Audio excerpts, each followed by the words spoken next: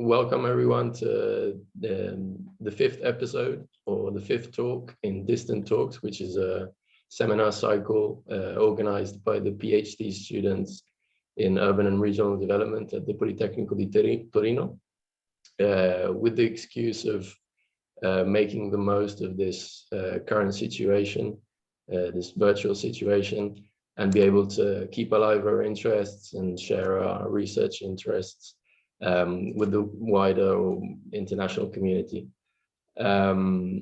So today's guest is Gruia Badescu, who has a PhD at the Center for Urban Conflicts Research at the University of Cambridge in the UK, and is currently a von Humboldt postdoc fellow at the Center for Cultural Inquiry and a research fellow at the Zukunftskolleg at the University of Constance in Germany.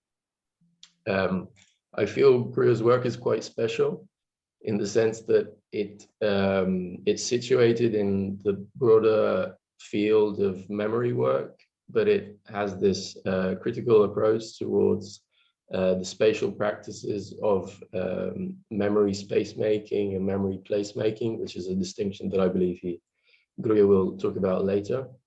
And his investigations include work on urban post-war reconstruction and political emotions that arise from this reconstruction, particularly in the case of former Yugoslavia and the Middle East, as well as research on the transnational processes of circulation of these memorialization practices in the Southern Cone, which is South America, and how, let's say, comparing and showing the entanglements between these seemingly distant geographical locations. He is also a co-convener of the Critical Human Rights and Memory Working Group, the Memory Studies Association, and he previously was a lecturer and a research associate in human geography at the University of Oxford, while working on an Arts and Humanities Research Council and LabEx joint project, I believe, on this idea of the transnational linkages in the criminalization of dictatorships. And today, Gruia will, I believe, talk with reference to his most recent work. He will refer to in what way spatial practices of memorialization become transnational, and discussing the level of connectedness in processes and actors between different geographical settings that are either post-war or post-authoritarian. And in doing this, he will engage with this idea of memory space making and memory place making, and the difference between them, framed through this global perspective. So the talk, I will just say briefly before I leave it on to you, Gruia, will comprise of a 30 to 40 minute presentation on Gruia's behalf, and then we'll have plenty of time to engage with Gruia and ask him questions and share our thoughts. And I would just like to remind everyone that next week, on Wednesdays, because today's talk is actually an exception, one of my colleagues, Caterina Pozzebon, will be welcoming Egidio Dansero and Elisa Bignante of the Università di Torino, who will share their experiences in the field of research and international cooperation, and open a critical reflection on how these two fields of work can be compatible in terms of approaches, of timing and goals, and ultimately to see how they can improve each other, let's say, respectively, through a more, let's say, aware condition of their outcomes. So yeah, again, I'd just like to remind everyone who has maybe joined us now that the event is recorded and it will be uploaded on YouTube. So if anyone is not fine with that, just hit me in the chat or via email, and we'll take care of that and see that everybody's comfortable with this format. So Gruia, on to you. Thank you. Well, thank you for the invitation, and thank you all for being here. I'm very excited to speak to you today, and despite not being in the same space, hopefully we'll go around the world, and then through the conversations we'll find a number of common threads. And so let me just first share the screen. And okay, so let me know if you can see the screen. Yep. So thank you so much, Richard, also for a very kind introduction. And actually, what I wanted to do first is situating this big question of making sense of places with a difficult past. So this is what I'm interested in. And one can say, well, every place has a difficult past, but I'm interested in what does it mean for an architect, for a planner, but also for urban communities, for residents, for to engage with let's say legacies, and legacies particularly of difficult and violent times. And so this can be very obviously times of war, such as here war destruction in cities, but also rural landscapes throughout the world. And I want to also highlight that there's also a discussion that violence and destruction of the built environment can also be theorized as a particular form of violence that's against cities. This was a discussion in the case of Yugoslav cities, where particular armies, paramilitaries targeted the built environment, either to attack, let's say, the symbolic heritage of a particular group, or, as in the case of Sarajevo, it was discussed, they were targeting the common life that cities will offer. So cities and their built environment became somehow targets of this violence. So it's not only people who are casualties of war and violence, but also various material objects, architectural objects, landscapes. So this is something that that of course in our discussion on the urban and regional dimension is very important. But it's not only wars that create destruction. For instance, I will take you to my home city of Bucharest, where in the 1980s there was a major clearing operation conducted by the leader of the country at the time, Nicolae Ceausescu, who wanted to create this new structure of power, the House of the Republic. And we can see here a new intervention that will leave the old city somehow on the side. And this was called the Victory of Socialism Boulevard. And people at the time were whispering the name Victory of Socialism against the city.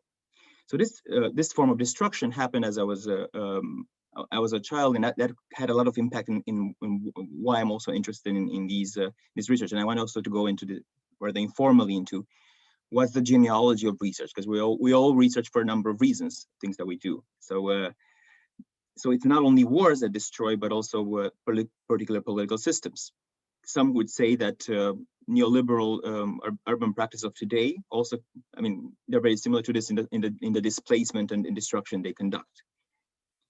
And also, if we are to look at another rather particular example, is the destruction happening in South Africa with the apartheid, in which basically parts of cities that were inhabited by the wrong population according to the very strict segregation and urban planning rules of the apartheid regime were just demolished. People, in this case, it's called in the local context, a colored area was removed because it was supposed to be a white planned area. And this is another form. And some would say maybe this is also herbicide. It's not only a case of war. But we have geographer David Harvey, who said that to what extent is the destruction and blight of Baltimore different from the one of Sarajevo? So it's not only in this case of warfare or dictatorship or this particular regimes, but we can also see it in everyday practices of the capitalist city. So it's a broader problem. But what I'm interested here is, what does it mean when such a regime ends, when a war ends? What do actually city makers and what do urban populations make sense of this particular idea of the connection of this violence with a troubling past? And so this can also happen in cities, for instance, in all around Buenos Aires in Argentina, as in many other cities in Latin America, and where there were dictatorships. There would be places where where people were tortured, they were detained, they were made disappear, and so this remained in a city after dictatorship. So what do you do with such a place? Is it important for the new owners, or even for a designer who has to work in this spaces, that these were actually places where terrible things have happened? So at different scales, from the scale of the neighborhood to the scale of the building, some places are some would say are haunted by a difficult past to grapple with. So going back to how I got interested in this. So this is again my home city of Bucharest, in which a third was demolished in the 1980s, and I grew up in the 1990s and 2000s being surrounded by words such as urban trauma. What do we do with this? What the dictatorship has caused, and so destruction somehow meant something. Was given this very fatalistic aspect to it, and the discussions about the urban voids were surrounding me growing up. And then at one point, when I was about 18, I had a chance of traveling to Warsaw, and I saw this old city, which was very much 18th century, had an 18th century look, but in fact, as some of you might know, this was actually destroyed by the Nazis to smithereens. The entire city of Warsaw was demolished after the Ghetto uprising and then the Warsaw uprising. So there were two different revolts, and Hitler decided to annihilate the whole city, again, from of herbicide, in order to annihilate the Polish, and in this case also Jewish, culture that existed there. But the Poles, as you might well know, they decided at the end of the war, for a number of reasons, to rebuild at least the old part brick by brick. And as someone coming from the background I just described, I found this very interesting, very powerful, but also I started having the question of what happened in the neighboring country, what happened in Germany, a country that was bombed. Basically, all the urban environments around were bombed up to 80%, such as the case of mines. So what does it mean to actually make sense of this destruction in a country that started the war and also created so much pain in the whole continent?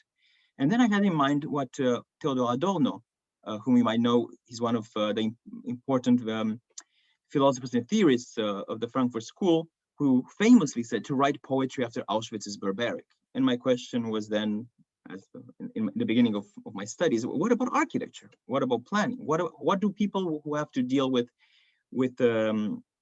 cities do when they have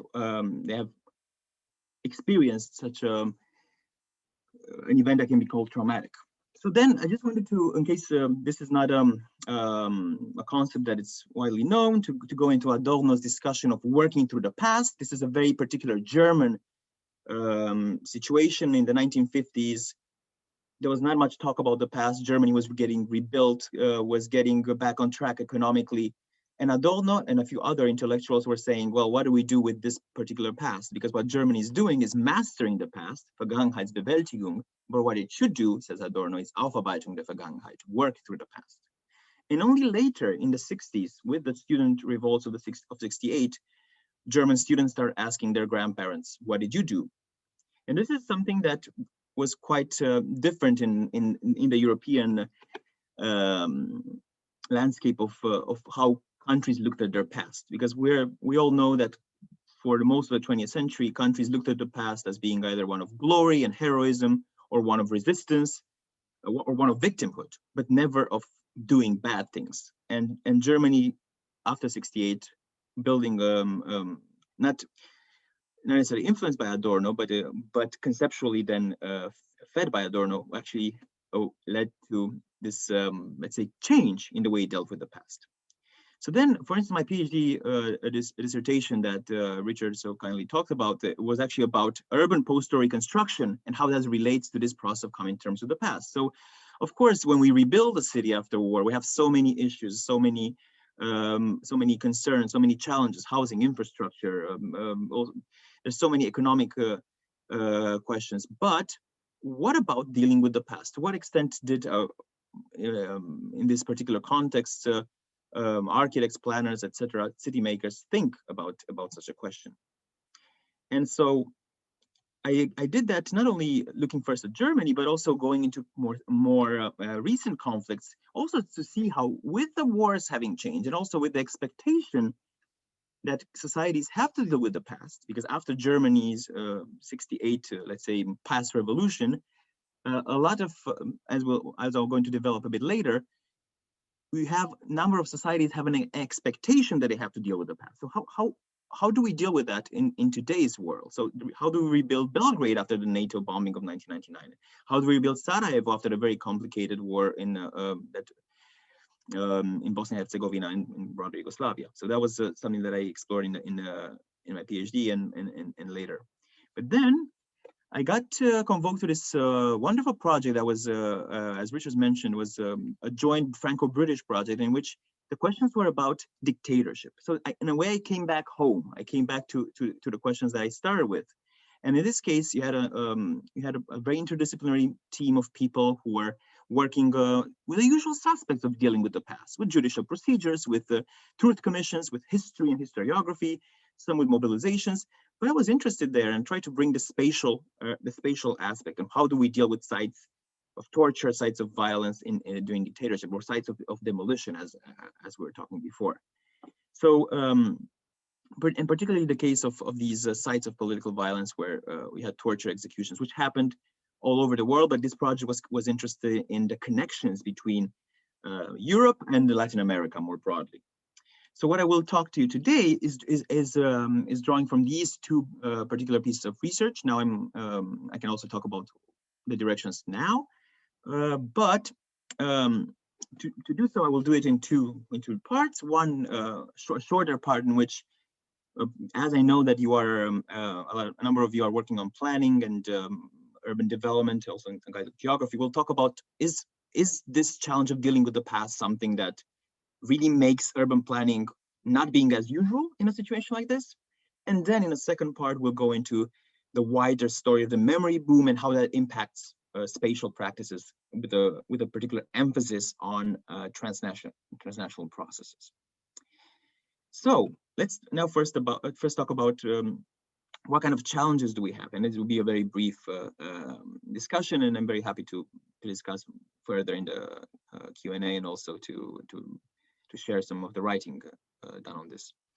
So of course, after war, if you are to look at this Adorno call to always engage with the past, to work through the past, work with the difficult past, some would point to the rather radical ideas of an American architect, Lebbeus Woods, who went to Sarajevo during the war, and then rather controversially suggested that basically a city that was affected by war should not be rebuilt the way it was, or erasing any form of violence, but should be rebuilt in a radical way, which meant every structure should have a form of a scab, a scar remaining on it. Even if an office building, for instance, will become 80% used again, 20% should remain as a scar, so that people actually are will forever be reminded of how conflict affects a city. Well, in the case of Sarajevo, this idea was not very popular, as it was seen as a source of perpetual trauma for the residents. So it was it did not see itself influencing any plans. But you can see that reconstruction many times also engages with memory by keeping a ruin. You might know the cases in Berlin. They're also of keeping a church in London or etc. However, you can go to the other side. For instance, in Beirut, the central area which was destroyed during the civil war between 1975 and 1990 was rebuilt in a by using an ad hoc real estate development company, which basically took away property from owners, made them into shareholders, and rebuilt things, as people would say, as if nothing had happened. In fact, remove the traces of heritage that existed and built a new set of heritage. And I could say that this is actually a place of amnesia, in which basically in the city center of Beirut, you don't see a trace of the war, while the city around is quite impacted by that. So this is the master plan logic of providing an exit from the war and creating a comparative advantage to other Middle Eastern cities such as Dubai by creating heritage. So you can either focus on memory, as Lebus would plan on Sarajevo, or basically erase it, as in the case of Beirut. If we were to go back to Bucharest, there was, in order to address this this voids that were created, but also this this wall between the old and the new, there was a major competition in the 1990s, which was called Bucharest 2000, which tried to make sense of the scale of this building. You might know this is the largest building in Europe and the third now largest of the world. And the difference of scale with the rest of the city provoked architects and planners around the world who took part in this competition. The winner was a German firm, von Gerkan, which suggested that basically you can get rid of the monolithic impact of this building by building office structures all around, also to take away real estate pressure. But what's interesting about this competition is that the design brief was focused on removing the urban trauma. So it was actually, the city was described as having a wound, and the architects and planners were invited to solve the wound. Well, at the end, nothing actually happened, as for a number of reasons. The Romanian authorities did not go ahead, and the situation is the same today, with this being a parliament building today. But now I want to take you also to some other things. Some of you mentioned informality earlier on, and the issue of refugees and displaced people. Well, for instance, if you look at the city of Belgrade after the Yugoslav wars, this is the red area is the informal housing, which is mostly built by people who were displaced from other countries of former Yugoslavia, but also by some people who got rich during the war, because wars create a lot of also create a war economy and war profiteering. So in this case, the question would be, to what extent do we treat this informality as usual, or do we actually look at many places in the world where informality is actually really shaped by conflicts, particularly in rural areas? If you look at Colombia, for instance, to what extent is informality here different, or should the problem be treated in a different way than in other contexts? So to what extent is the legacy of war? This is something we can discuss later. And now, another someone from, I think, Emanuele mentioned heritage. So another issue of actually dealing with urban policy after a dictatorship or a war is, what do you do with particular structures that are really associated with what you want to move away from? So this building, this complex, you might, in case you have seen it, is in Nuremberg in Germany. It's the Reichspartei Gelände, which is actually a structure built in the 30s by the National Socialists to have parades, to display the Nazi ideology. And in this case, this remained, this was not destroyed during the war. It was too far away from the center. And then the post-war authorities had to deal with, what do we do with this? And there were questions: should we tear it down, or should we do something? And in Sharon MacDonald's book, Difficult Heritage, the point is made that the authorities decided just to leave it without really investing in it, because investing in repair would mean somehow paying respect to the dictatorship, leaving it into a form of decay, but also preventing forms of gathering of the neo-Nazis. And this can also trigger a number of discussions, particularly in the Italian case, where the discussions on the legacy of fascism in architecture, for instance, are recently coming back, and also it's this discussion between the aesthetics and the politics of it. But this is something that we can also talk. So bringing together these questions about reconstruction, about voids, about real estate, about heritage and difficult heritage, we can see that there's a challenge to deal with cities and landscapes and even buildings after such events. But I want to actually now go into this memory boom and seeing how that affects all these debates. So what is the connection between spatial practices and memory practices? So I want now to take you on a place that's rather different from what we talked before. It's not a city. It's an island in Croatia, or off the coast of Croatia, because because memory and dealing with difficult past is not only an urban affair. This island is a place where the government of Tito during the 1950s sent away other communists. We're talking about socialist Yugoslavia, and Tito was a communist, but Tito had a fight with Stalin, and after this this break from the Soviet Union, decided to send about half of the Yugoslav communists to this labor camp on an island, created a landscape of prisons throughout the rather empty. This is what it means. Also, Goliotok in Croatian means the naked island, empty island, a rather empty landscape. And so, basically, this was a place which was somehow similar to the Soviet Gulag, in which it was not fascists who are being brought as, or you might also know, in the early days of the Yugoslav socialist state, the Foibe and all these other discussions that Italians are quite aware of. But this is not about fascists, not about people perceived as fascists, but this is about actually other communists. So at the end, at the breakup of Yugoslavia, basically no one was really interested in what to do with this memory that was actually suppressed, of course, during the socialist regime. Because on the one hand, the Yugoslav, the post-Yugoslav left considered that this site would detract from the positive image of Tito, also particularly in the context of the very violent dissolution of Yugoslavia and the violence of the nationalist right. While the right said, why do we care about communists who were tortured here? So then I was tracing how different actors, different survivors, but also some architects and some NGOs were trying to make sense of what to do with this island. So in the discussions in the last 10 years in Croatia, the debates always pointed out that other places in other countries did some initiatives that are similar.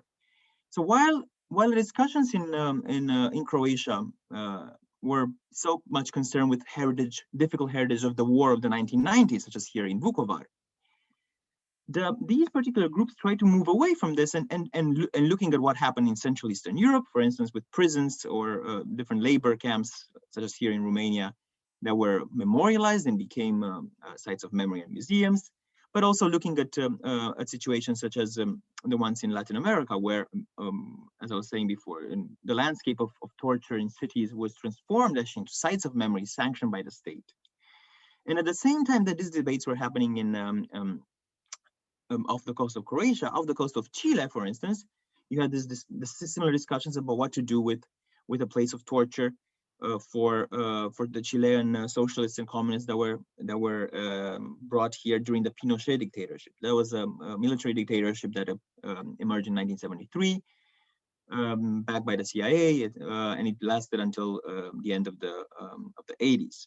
And so the discussions here were how to make sense of this place in the center of the city. This is very different from an island, isolated island, but it's also an isolated place within Chile. And so there's a team of architects who are working with a plan for this. And one interesting thing is that this particular town in south of Chile is also a place where there's a significant Croatian diaspora who left in the 19th century, and so suddenly they dedicate rooms to the Croatian presence in there. They refer to the Croatian island of Brač, not far away from Goliotok, and so basically you see that in two places that are very far away, at the same time, not only that you have a similar process of we need to memorialize a previous authoritarian regime, but also you have particular entanglements of people through diasporic links, people who are traveling back and forth. And even the main actor of the Goliotok memorialization in Croatia is a woman who in the 1990s came to Chile, backpacked, and then discovered that in Chile there's this discussion about memory, and then she started thinking about Goliotok. So we see a number of things happening here, and we see diasporas, we see some professionals, we see some actors and agents. But I want to move away from this rather random juxtaposition of two different places into actually focusing on how we can look at how actors in different places are entangled, how practices are circulating, and how memory, in fact, is traveling. And we can do this at a scale that goes beyond the local, beyond the national, and it's actually quite transnational. So this is the focus of actually of what I wanted to say today, is that while there was a lot of studying about comparing this context, comparing countries in Latin America, comparing Southern European or Central Eastern European places, I argue that it's way more important now to look at how these are connected through transnational links. So the main point and main question now is how constellations of actors functioning at a variety of scales participate in the reconfiguration of sites. So to do so, I want to first bring a couple of trends that have been happening in the last decades to situate these spatial practices into broader societal social phenomena. And one is this transitional justice. So in this case, when we talked about, for instance, the former Soviet bloc and Latin America, of course, these are very much connected with Cold War politics. They're very much connected with this geopolitical alignments. It's very much transnational per se. As we can see here, we probably can figure out the Soviet bear kind of destroying the resistance of the Solidarność in Poland, and in this case, an American angry Disney is bringing blood over Latin America. So in this particular form of Cold War dynamics, you also have countries working with one another, such as the dictatorships in Latin America, working with one another to actually torture and send people from one place to another, with the CIA being, as you see here depicted, also involved. But basically, when we are talking about places in Southern Europe, such as Spain or Greece, when we're talking about Central Eastern Europe, including former Yugoslavia, despite being a bit different in its socialist aspirations and realities, and we were talking about Latin America, political scientists talk about the third wave of democratization. These are countries that went from authoritarian regimes into democracies in the 1990s. Okay, 1980s a bit earlier for Spain, Portugal, Greece. So if you are to look at, you can see here just an example of the Latin American dictatorships. Of course, the Central Eastern European case. We can come back to these maps in case you are interested. But basically, here comes this transitional justice concept. So a transitional justice originally emerged in Nuremberg when Nazi Germany was tried for its crimes, but it kind of went away from the discussions in the world. However, it came back with this third wave democratization. So when Latin America, in particular, Argentina and Chile got away from their dictatorships, they started a number of judicial processes of actually finding out through truth commissions who has contributed to this to the torture, detention, etc. The same in South Africa. After apartheid, there was an intention, but then eventually it was more focused on truth-telling than actually justice procedures. Mandela was all about bringing people together rather than finding the guilty in the past. So this is very much a human rights movement, but this also becomes a normative framework. So transitional justice says that basically after every violent period, be it a war or, but in this particular case of dictatorship, societies have to embark on particular dealing with the past, on truth commissions, on trials, some maybe even lustration of removing from political power the ones who were before involved in such dictatorships. And then traditional justice in the 1990s, so in the 1980s, it was mostly a Latin American and then South African situation, then moves into the war debate. So we can see here an example from the former Yugoslavia, also from Rwanda, in which the world starts looking at these conflict situations and says that we need to do something that's beyond judging crimes within these countries by domestic courts. So this is how you have also a transnational transitional justice. For instance, the International Criminal Tribunal for the former Yugoslavia, which is actually an international court of law that dealt with the war crimes happening in the Balkans in the 1990s. So this really changed the expectation that countries are dealing with their own crimes, as it happened in Argentina or earlier on, and it's more on the Nuremberg example of other countries trying what's happening in elsewhere. So I wanted just to bring this background to see that justice becomes quite an important cause all around. However, this has been quite critiqued because it's let's say a toolkit which is supposed to be happening in places in the same way, and it's very path dependent. It's very positivistic. It doesn't actually look at the frictions that exist between actors. So the justice approach somehow doesn't grapple with how memory actually works in these societies and how actually way more complex the situation is. To give an example, in the expectation that countries such as Serbia would pay respects to the victims of the wars that it created. There's a monument in the center of Belgrade, but this is a monument to the victims of wars and defenders of the fatherland, to veterans. So basically, it's a monument to everyone, the ones who fought in the wars, the ones who were victims. So as Lea David showed, it's basically a monument to no one. So sometimes you do these gestures to satisfy the international expectations, but actually they're meaningless, even if they're in the center of cities. So beyond the justice, transitional justice revolution around the world, I wanted to now go into the memory boom, which was described in Latin America as a memory fever, or in the European case, the emergence of a politics of regret, in which countries are expected to regret the bad things that they have done.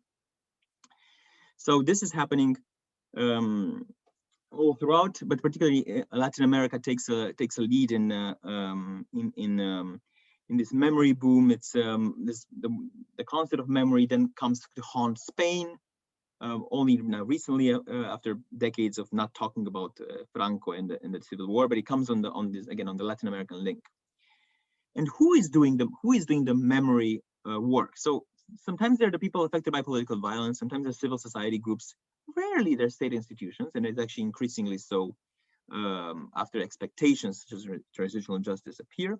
Sometimes it's people who own the land and buildings where sites took place, as we'll see later, but also sometimes they're professionals and city makers that actually do have an impact on how memory gets treated and transformed materially and spatially. And before going into the spatial elements, I just wanted to also mention that we're dealing with a global cosmopolitan memory regime. So Schneider and Levy point out that basically the Holocaust becomes such a universal reference point, even for countries that did not have anything to do with the Holocaust, being on faraway continents, but it becomes the frame of reference of how to deal with the past. And so this somehow it's a pillar of a globalized memory. While Michael Rothberg says that basically you can see this connection between post-colonial struggles and the memory of the Holocaust, in which post-colonial debates borrow from the Holocaust rhetoric and even aesthetics, and you have this intermingling of narratives that create this multi-directional memory. And finally, Astrid L talks about traveling memory, that memory circulates from a place to another, and she focused mostly on this, again, on the Holocaust. But I want to now go into how not only memory travels, but how memory practices in the spatial transformation of also travel.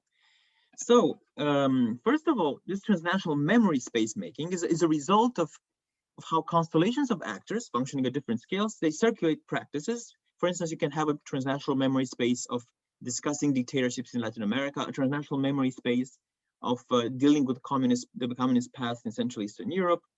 So it's somehow different actors, particular memory entrepreneurs, as they're called, who can be NGOs, can be also state actors, can be also, as we'll see, architects. They participate in the creation of this transnational memory space. And so let's see what some general trends of this. So as I was saying, the Holocaust is very important, and it creates a trigger.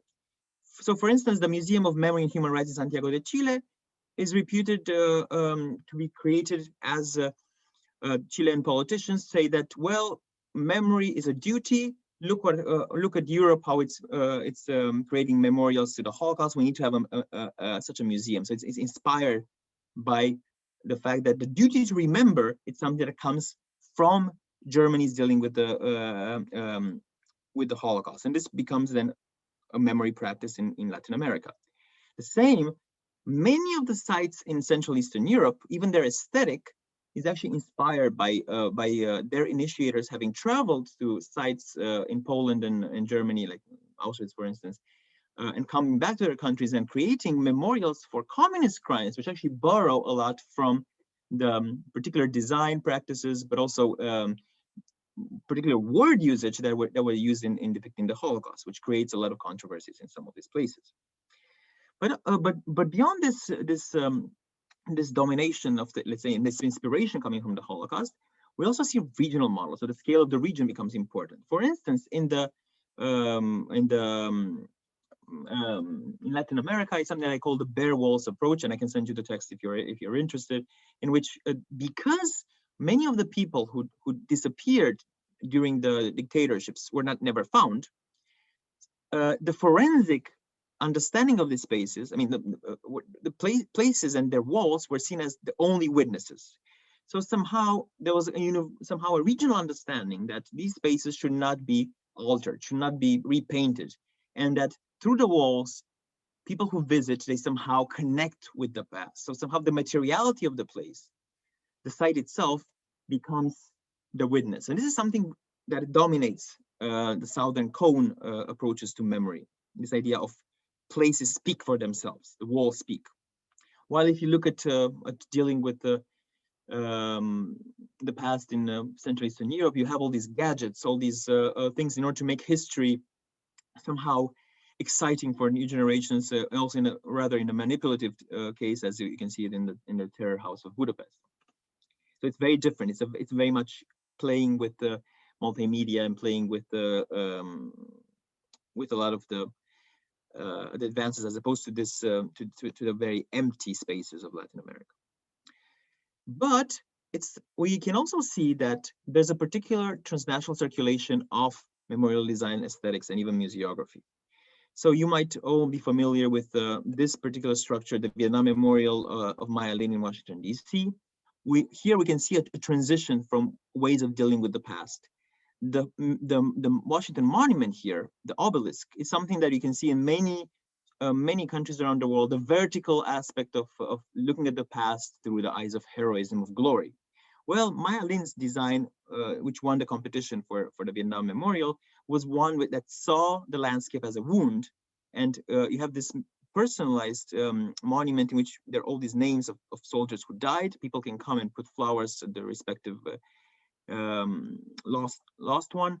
But what's important here is that the landscape is seen as a connection between the pain and the victimhood of individuals, but also the country that mourns and also regrets somehow going to this war. It's a very different narrative. That then this is being borrowed, and you can see this in types of memorial that are being personalized, in which interviewing architects and designers of a number of these places, they told me that basically they got inspired by the Maya Lin approach. This is very important in case you deal with memorial architecture. The Maya Lin design is one of the sources of inspiration. And similarly, another important memorial architecture piece that has inspired is the Memorial for Murdered Jews of Europe in Berlin by Peter Eisenmann. You know it probably. It's a whole city block in the center of reunited Berlin, close to the Brandenburger Gate, has been dedicated to this memorial.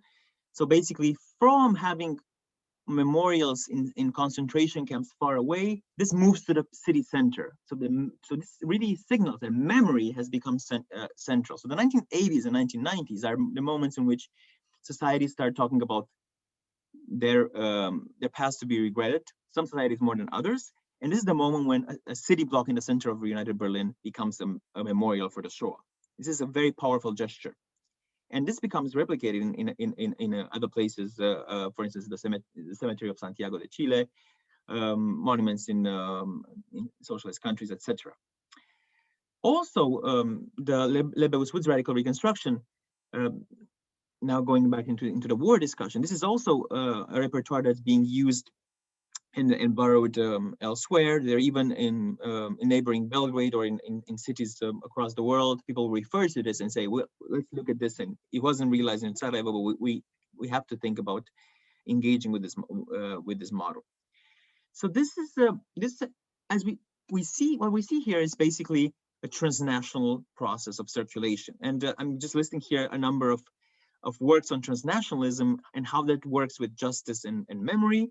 And I'm happy to share this and also maybe discuss more in a Q&A, as now I want to give examples of this transnational involvement of actors from elsewhere. For instance, the European Union is helping financially projects of the memory of the dictatorship in Chile, because this is part of what the European Union thinks it's somehow a form of a duty in its international affairs to actually sustain this dealing with the past model, duty to remember, that has become somehow connected with Europe in connection to the Holocaust. So and then you can see that now the challenge of this, we see a number of transnational actors influencing places, but let's now go to a place, and I promise it'll be short until we close. But let's go to a place in Buenos Aires, where, if you remember that bird with the different countries that I showed you earlier, that's the Plan Condor. The Plan Condor meant that people from one country were being tortured in another country, and by let's say international teams. So this Automotores Orleti, for instance, in somewhere in the outskirts of Buenos Aires, is a place where Uruguayans, where also there were some Cubans, some Bolivians, and some Chileans were caught there, and they were tortured by torturers from other countries. So this is basically a place of transnational violence. But what's interesting is that the way it is memorialized, it's very similar to all the other places in Buenos Aires. And talking to these actors who participated into the and asking to what extent were Uruguay or Cuba, for instance, involved in this, and they said no, we did it in a very local way. So it's actually a nationalized form of memory in a place that was transnational. So while we talk here about the transnational memory space of dictatorships in Latin America, the processes are very much nationalized. So we don't really see a transnational memory placemaking, even though we talk about the memory space making. And if we are to look at war situations, if we are to go into destroyed Sarajevo, and who is participating in the rebuilding of this, on the one hand you have in a very divided city, let's say there's a part of the city that's in an entity called Republika Srpska, and this is where Serbia took part a lot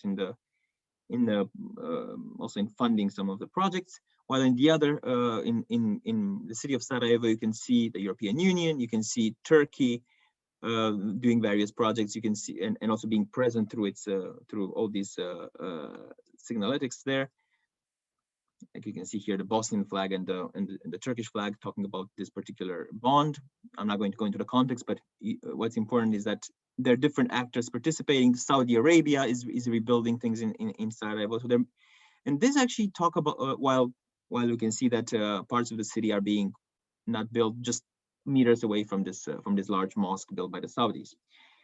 So the point here is that somehow this city has become transnational memory space making through geopolitical alignments, which can be through this reconstruction, through memory projects being sponsored by particular agents, but also through displays of power, such as, for instance, in the capital of Serbia, a parade for Putin, as it happened in October 2014.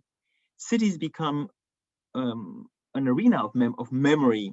In this case, this is the ceremony of the liberation of Belgrade by the Soviet Union, but also an arena of geopolitical entanglements, and memory is never shy of actually its political implications.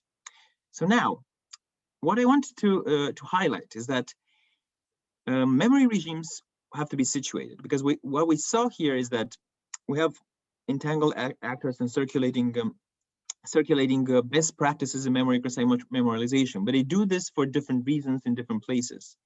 And we always have to situate this. And we can also unpack this further in the discussion.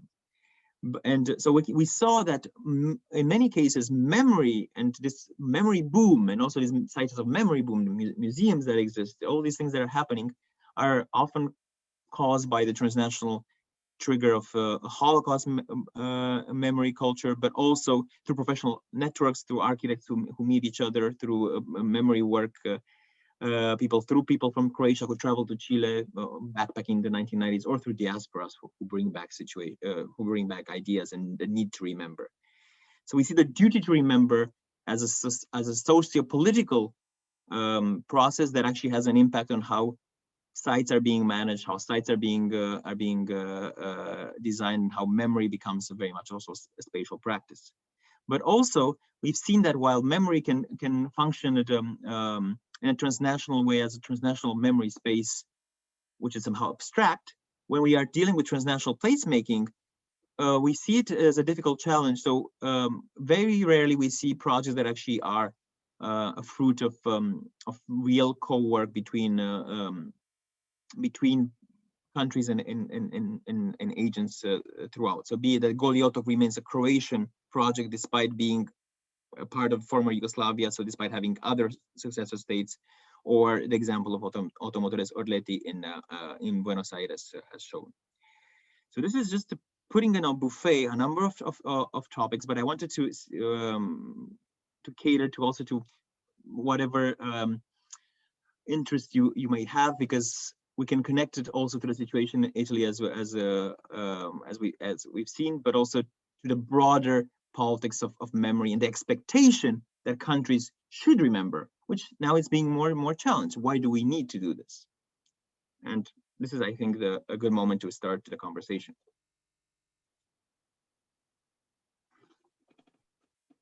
Wow, that was really very, very insightful. It was really more than I could have expected, and I mean, what is interesting, I think, is that you managed to show all of the really complicated layering within the politics of memory, and you were able to kind of touch on all of these political and ethical questions that obviously come up from you know, the agency of a supranational order, as the UN or the European Union, or the fact that post-war privatization always kind of clashes with dynamics on the ground, and the linkages of diasporas and the power of aesthetics and the role of design and architects. So thank you for this really great presentation. And if anyone would like to start the conversation, just go for it, because I'm sure that you know, it has you know, it touches on many different research interests. So I'm sure that, you know, something will come out of this. Yeah, that's why I intended it as a buffet, because I want to go into different directions and to see how the conversation will yeah. I have a question, if it's possible. Yeah, sure. Okay, thank you very much for your presentation. It was very insightful and very interesting. I really appreciated it, and it allowed me to develop several questions that are linked to my research question and my personal life. And so I would like to try to deep this with you, and because your interests are particularly linked to these kind of topics that I'm dealing with about placemaking, space making, and so on, with your particular harmonization about memory and things like this. So I would like to start from the fact that the quote by Adorno that you made, and it allowed me to think and to remind me about the quote by George Orwell about who control the present, control the past, and who control the past, control the future. And I think it's very, very important, these kind of quotes and thinking about the ways in which we observe memory entangled in and embedded by places and spaces, right? So my idea is about, like, my question is more about, I think it's something that like underlined all your presentation, and you touch at the end explicitly. So like in the buffet, like it came up, I think, several times, but I would like to deepen this point. And it's like basically about how different urban imaginaries conflicts within the reconstruction processes, and what role plays history before and during the trauma in the reconstruction, and how does it affect the shape and the representation of the wound, and how the wound is spatialized and embedded by the place. And this is the first one. And maybe, I don't know, like if you ever thought about it, but like I remember that I read a paper about the places and the spaces in the revolutionary moments in the Arab Springs in Tunisia in particular. This paper was about that. And so like, how does it change when violence is revolutionary in a sense, or like the violent moment and the trauma allowed to move out from another traumatic situation? For example, like it can, like starting from your examples, like the revolution at the end of 1989 from that caused the end of the Ceausescu regime, for example, or the Berlin Wall, for example. You know what I mean? Yeah. Thank you very Thank much. you very much, yeah, for your questions and your points. So actually, it's funny that the current project I'm working now at Zukunftskolleg is about urban imaginaries and political ruptures. So I'm bringing, so first, I'm finalizing the book on postal reconstruction and how architects dealt with the question of the past. This is ending this year, but the new project that I've been developing, and it's going to be taking the next 4 years, it's on urban imaginaries. So exactly on, so how do different actors in the city imagine the city, and then how does that survive and get reshaped? So, and in this case, I look at 3 cities: Bucharest, Beirut, and Buenos Aires. I connect them through the first imaginary they had. They imagined themselves as being the Paris of the whatever, of Latin America, of Middle East, of Eastern Europe, and then how other imaginaries are being reshaped through war, through dictatorship. Because you can see that they always change, and they're always challenged. If you had to talk about the city of Sarajevo that we I mean, discussed quite a lot, and also that Richard is an expert on as well.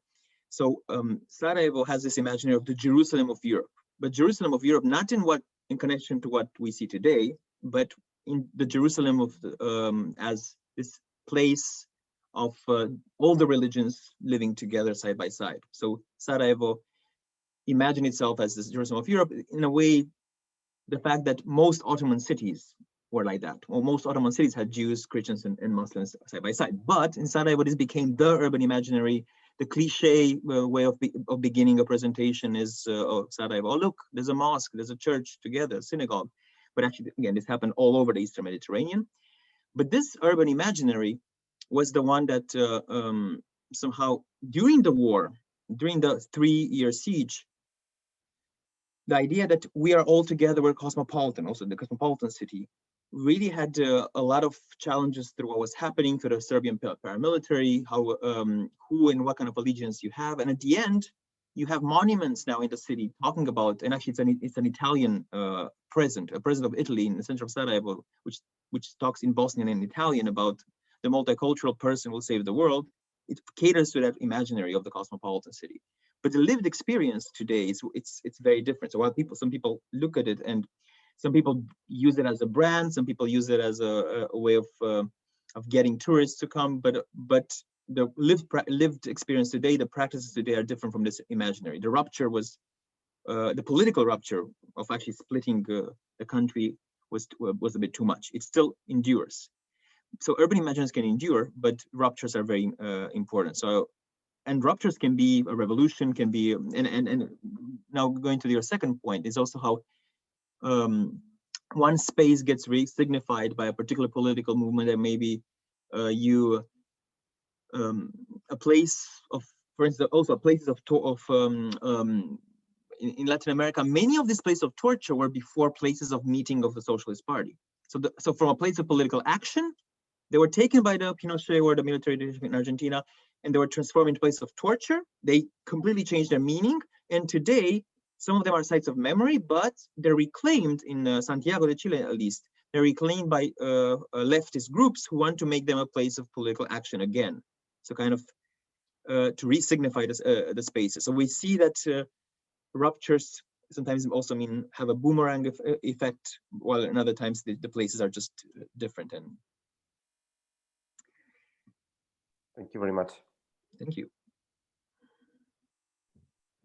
And if anybody has another question, otherwise I'll probably try to make sense of the thousands of thoughts that I've been having during your conversation.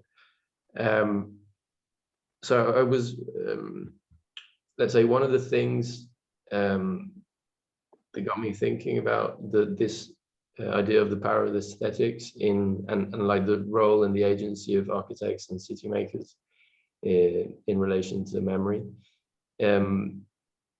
was also came from when I read one of your papers regarding the former Ministry of Defense of Yugoslavia in Belgrade and the Generalstab, which is currently a ruin, right?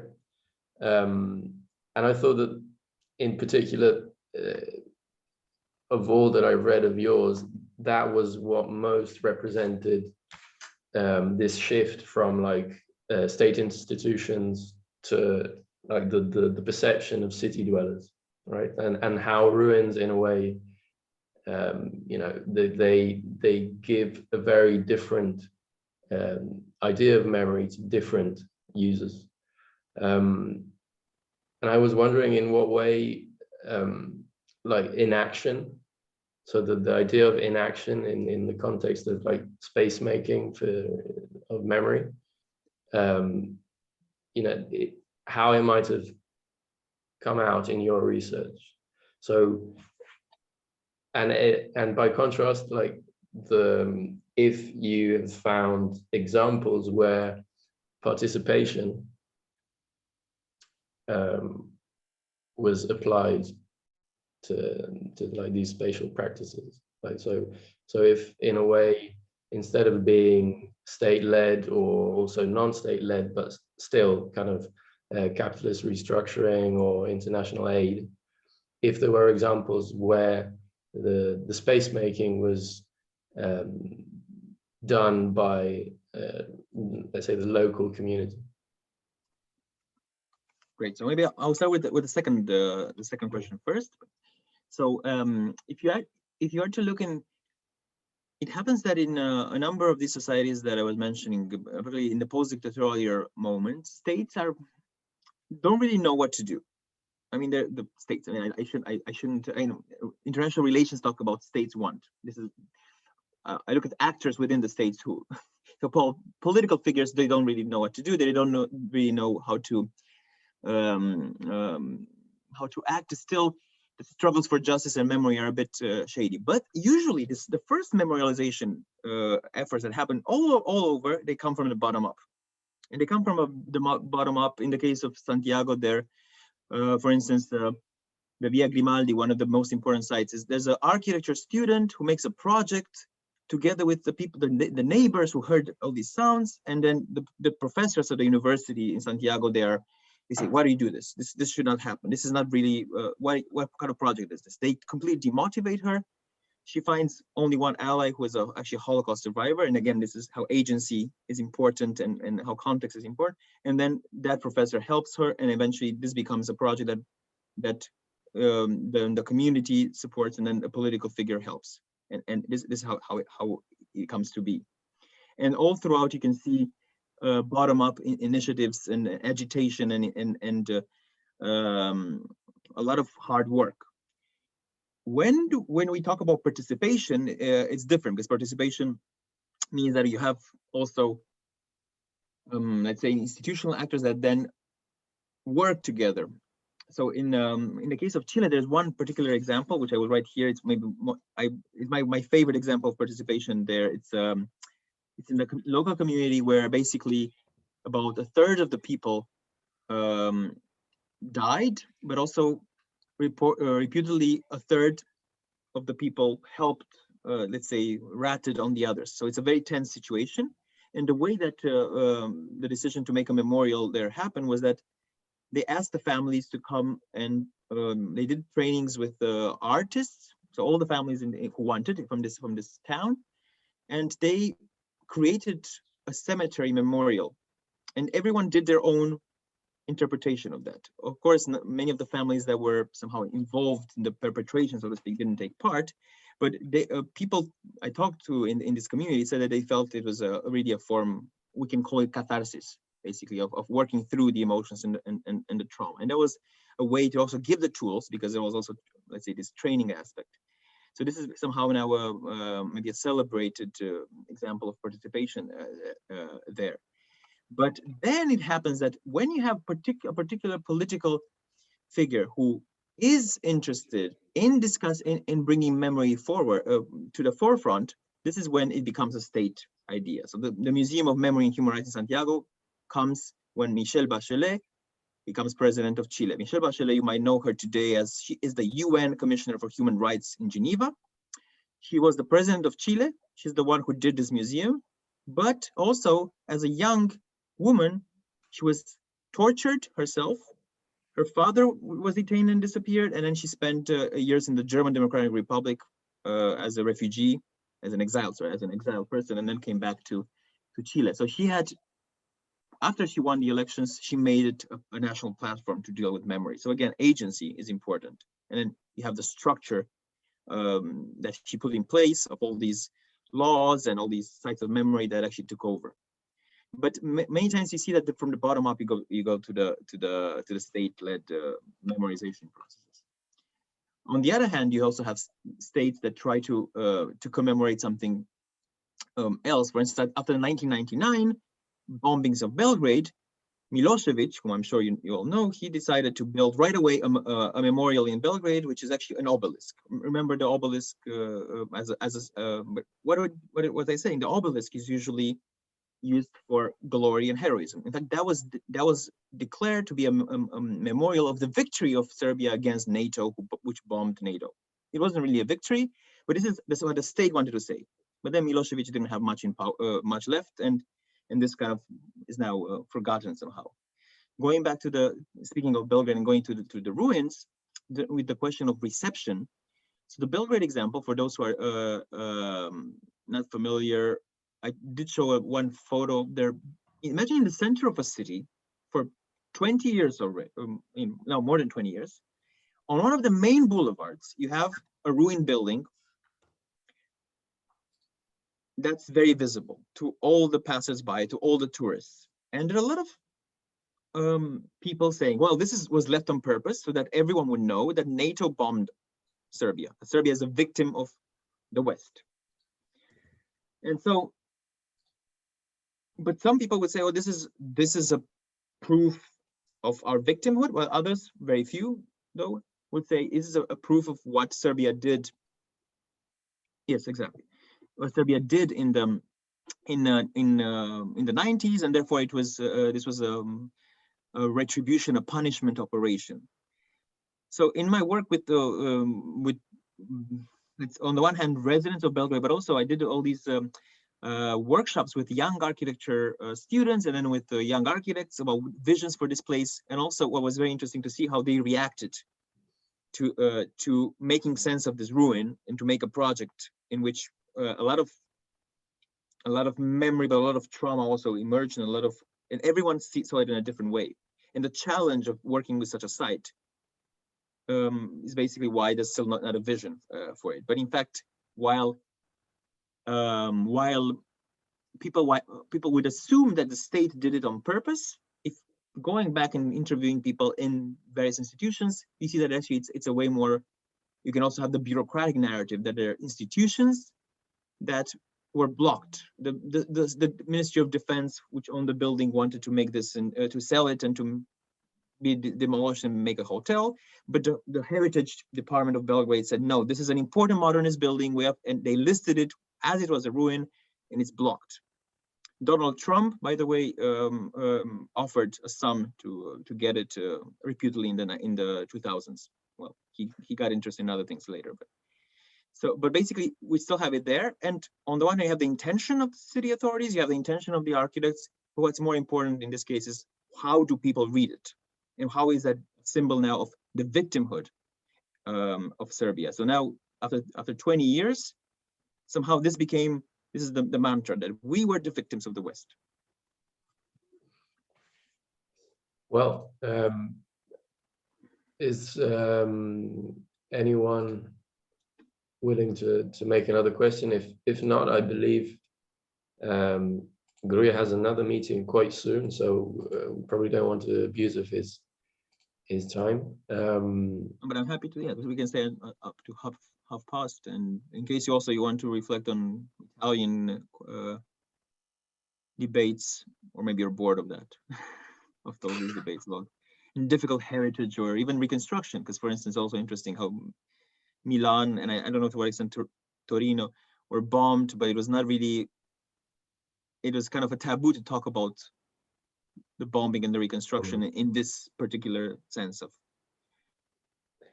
Yeah, but also I guess, I mean, this is from another field in a way, but I was wondering if I was wondering how this discourse would apply to reconstruction after, like earthquakes or natural disaster, which, like currently, if I think of the earthquakes in central Italy, is probably, more kind of urgent in a way. Yeah, I think it's how I see it as, you have two different families of situations here. If you look at L'Aquila or the many earthquakes that happen in Italy, can one blame human actors for it? Right. If it's a medievally built village, it's a bit more difficult. But when it gets more connected with the human aspect is when we talk about permits, when we talk about interventions and policies of actually stabilizing buildings and who did it or who didn't. And for instance, if you look at the situation in the big earthquake in Turkey, maybe in the late 90s, that was a very big crisis in Turkey because many newly built buildings with a lot of people in them collapsed. And this is the discussion on corruption and building practices, which actually led to giving permits through bribes and having thousands of people dying in new buildings. So that's where you can talk about dealing with societal issues such as corruption in this case. But I think in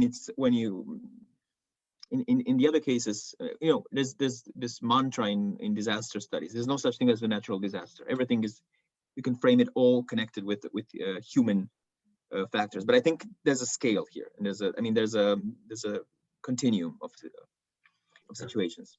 Yeah.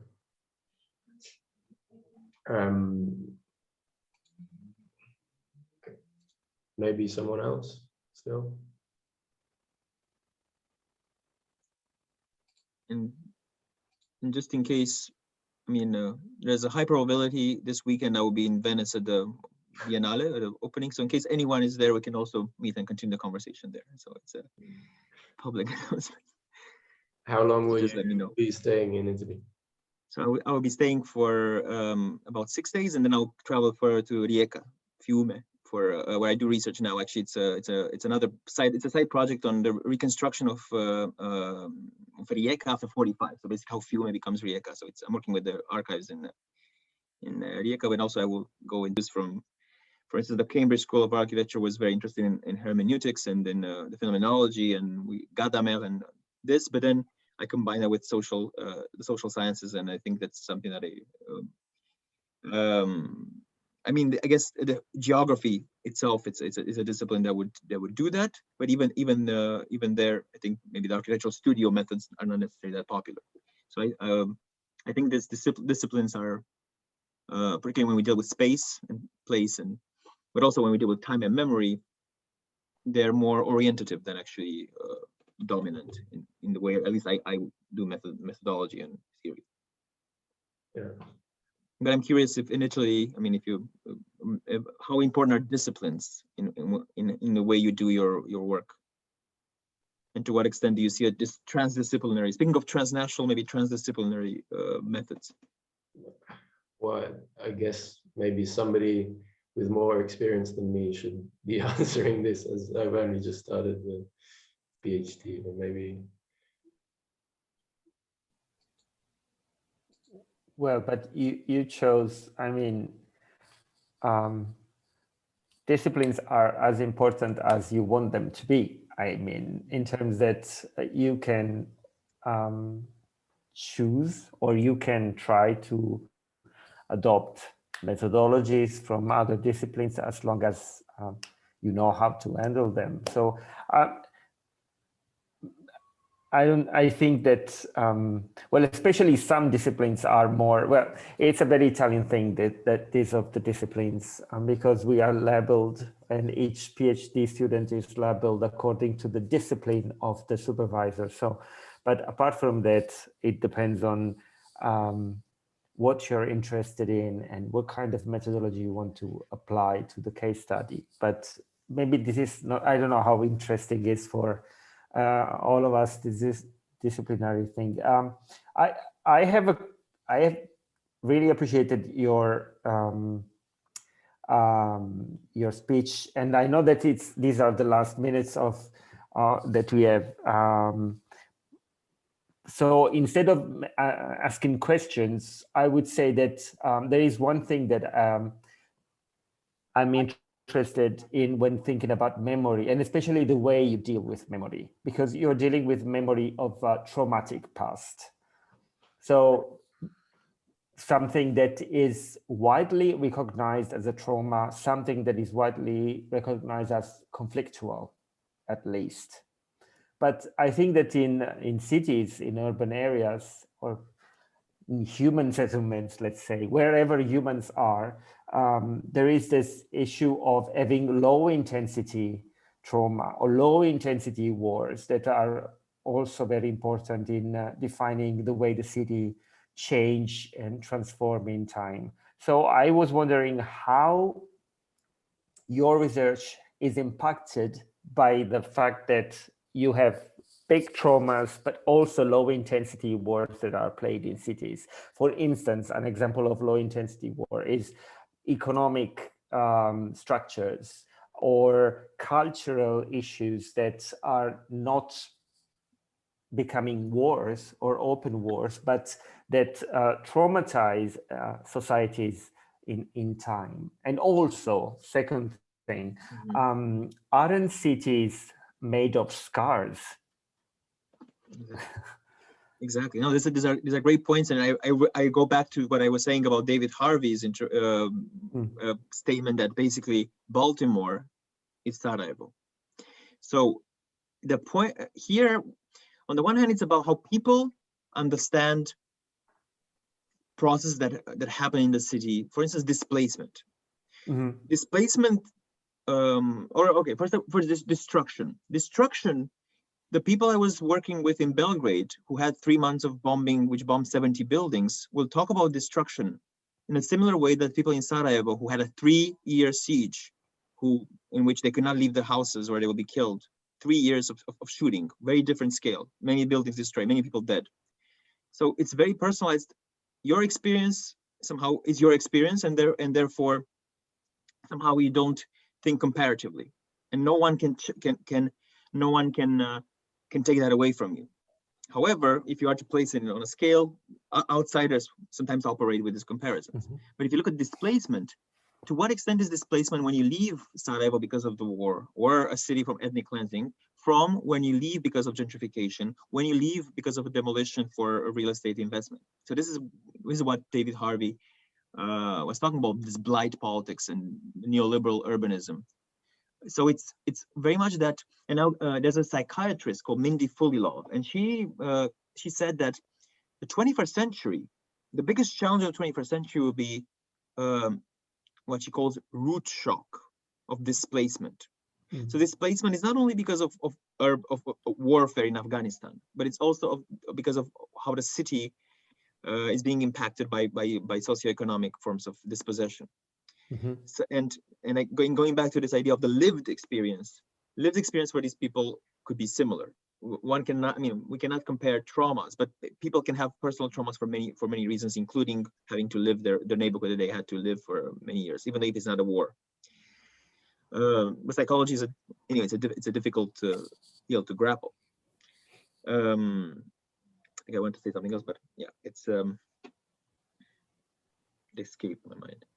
Yeah, so but because you were asking about Torino and Milano, and I was saying that if we go back to the war in Torino, yes, of course we have to think about bombing, etc. But quite recent, I don't know if I can define that as a low intensity war, but something that clearly is problematic in terms of memory and of heritage is the industrial past of the city, which for people in Torino is quite boring to think about. But I mean, generations have worked in factories that have shut down, and an entire generation or entire generations have their memory in that period and that life, and now everything is completely changed for many reasons, but it has completely changed.